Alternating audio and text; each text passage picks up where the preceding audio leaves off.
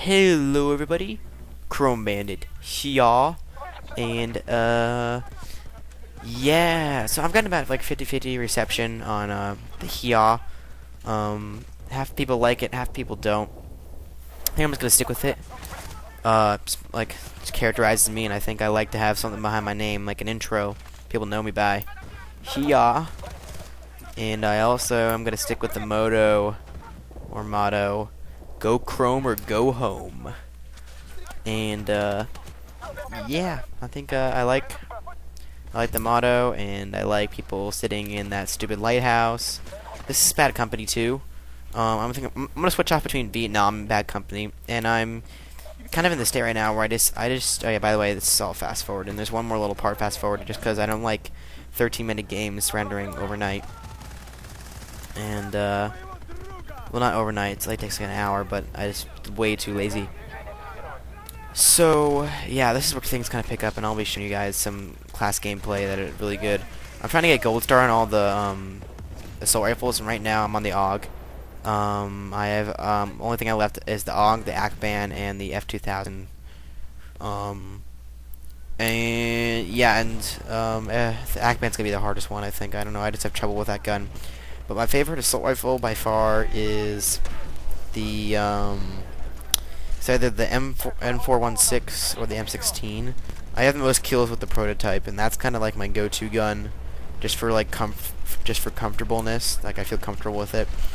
But I'd rather use like I don't know. I find more of a happiness using the M416 for some reason.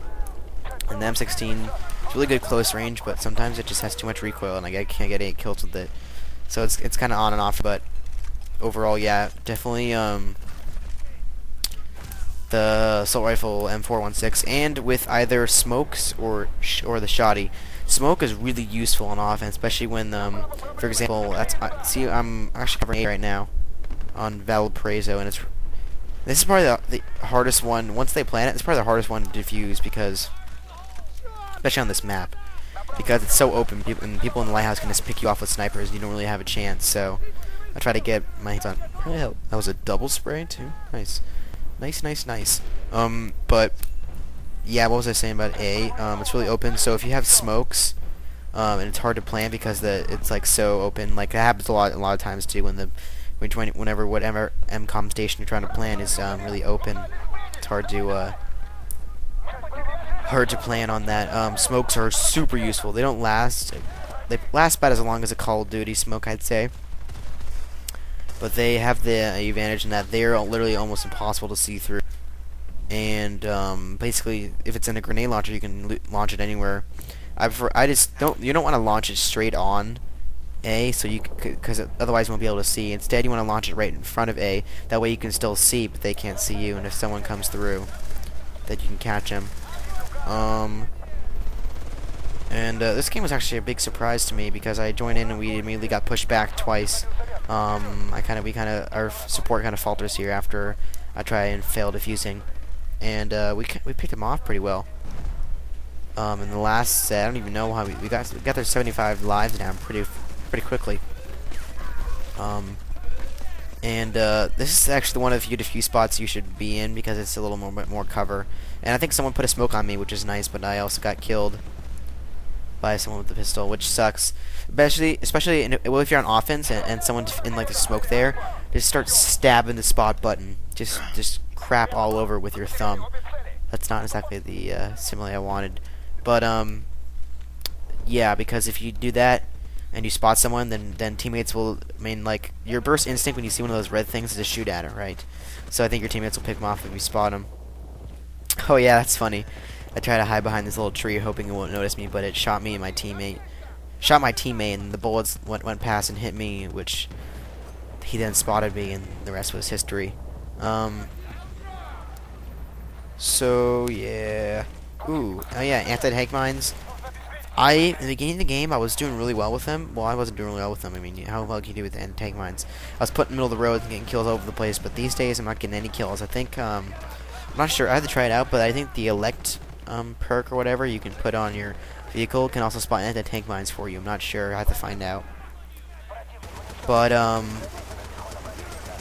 Yeah, this stupid. I try to shoot down this stupid pole to get out of my way. That's crap placement. Why would you put a pole in the middle of a vision for turret, and then by the time I'm realizing I'm getting shot at, it's over, and I'm dead. And this is also the same thing as the previous two MCOM stations. Which one is it? I think it's A. That'll get it'll get really open, and so you better want to watch it carefully. And now I'm a medic, and I just fail here. Wasn't really expecting that. And he has 2% health left. I've been killed by a guy with 0% health left. That was epic. Epicness of epic. Yeah, but when you're a medic, and you're in this little stage on defense, well, you don't even need to be a medic. I just switched medic real quick because I want an LMG. And you can take a health pack and put it right on top of this little cliff I'm about to put it on. You'll get watch how many points I get after this. You get a crap load of points just off people getting hit by grenades and such. And, it's really useful for points. Yeah. Hang on, I'm about to do it. Right over here, this little cliff right here. Just put it right over here. And, you see there's already one there, but, I mean, sometimes freaking med packs and ammo canisters or whatever get blown away by the very wind, and I kid you not, they freaking fly everywhere. It's actually pretty funny sometimes seeing how far they get thrown. So it's actually nice to have more than one med pack over there. And that's actually a pretty good key to defense too, with being a medic and reviving your peoples.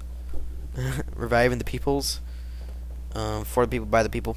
When you revive them, it doesn't take an extra 5 seconds for them to respawn, and so they can.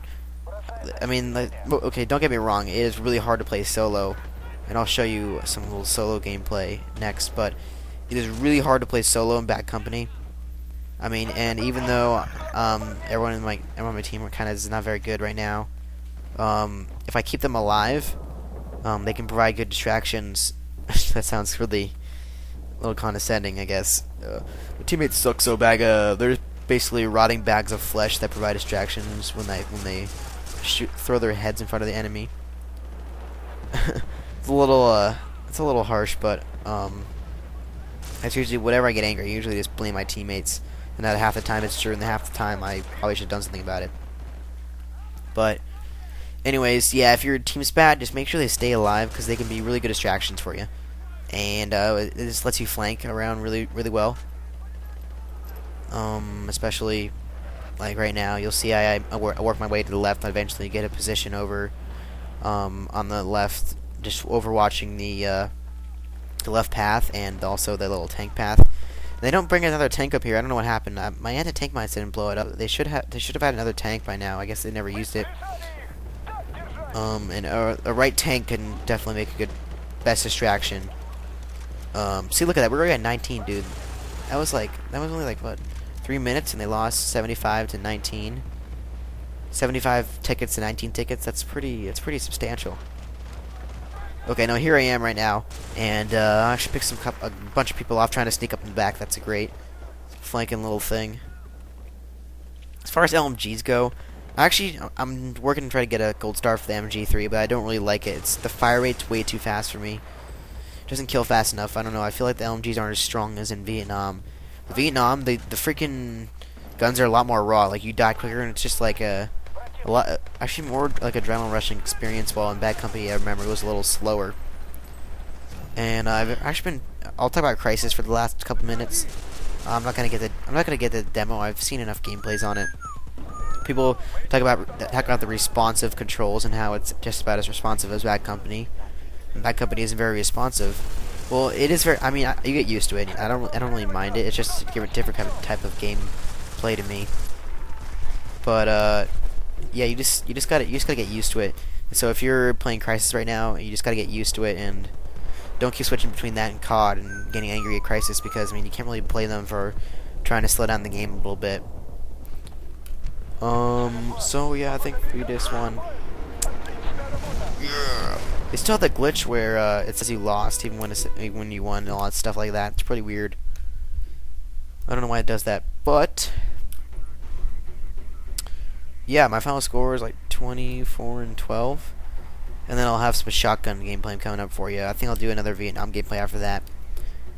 Ace, I was best player, and really I think I'll just upload games with a lot of points and not a lot well, a lot of points and some excitement, but mostly like showing you how to really do well and level up. And it takes a freaking while to level up. I'm on level 30, okay, and I have like 75 hours played.